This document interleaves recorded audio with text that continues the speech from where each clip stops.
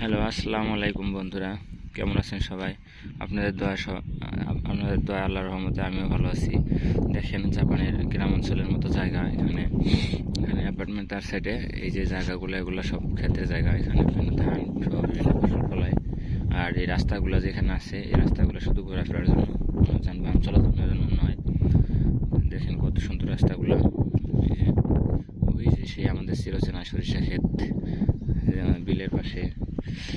বিলের পাশে কত সুন্দর নিজে নিজে নিজে নিজে সরিষা ক্ষেত হয়েছে। এগুলো সাধারণত লাগানো হয় নাই, একা একা হয়েছে।